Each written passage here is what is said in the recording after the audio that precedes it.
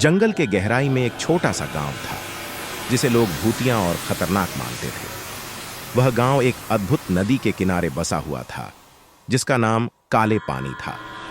नदी के पानी में अजीब गाने सुनाई देते थे जिन्हें सुनकर लोगों का मन मोह जाता था।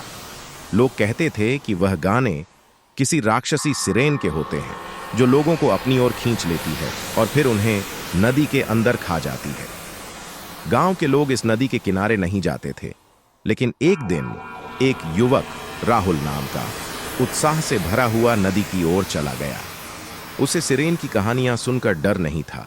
वह नदी के किनारे बैठकर उस अजीब गाने को सुनने लगा। गाने की मधुर ध्वनि उसे आकर्षित कर रही थी। उसके मन में केवल गाने की मधुरता ही थी। उसे लगा कि ये किसी खतरनाक सिरेन की गाने नहीं है। राहुल धीरे धीरे नदी के पानी में चलने लगा। गाने की मधुरता उसके मन को अपनी ओर खींच रही थी।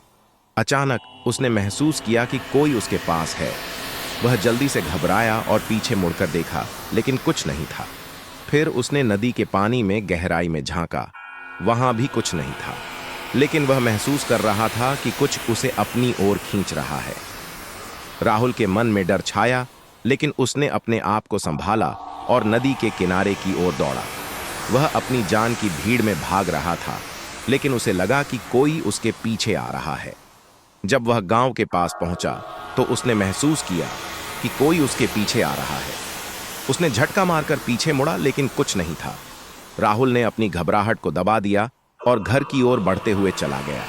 उसका दिल धड़क रहा था। उसने किसी को बताने की हिम्मत नहीं की कि वह क्या देखा था। उस रात जब राहुल सो रहा था तो उसने वह गाना फिर से सुना। वह सोचा कि वह अपने सपनों में था, लेकिन जब उसने अपनी आंखें खोली तो उसने देखा कि नदी के पानी में एक सुंदर सिरेन उसे अपनी ओर खींच रही है। उसका मन उस सुंदरता के सामने झुक गया और वह नदी की गहराई में चला गया। अगले सुबह लोग गांव के किनारे पर एक युवक की लाश पाई। राहुल की लाश थी। उसकी आंखें खुली हुई थीं और उसका मुंह एक मुस्कान में मुड़ा हुआ था। लोग कह रहे थे कि वह सिरेन के गाने में मोहित होकर नदी में चला गया और वहां खो गया। इस घटना के बाद लोग नदी के किनारे और उसके पानी में नहीं जाने लगे, लेकिन उस गाने की मधुरता अब भी उनके सपनों में बसी रहती थी और सिरेन की भविष्यवाणी के डर के साथ।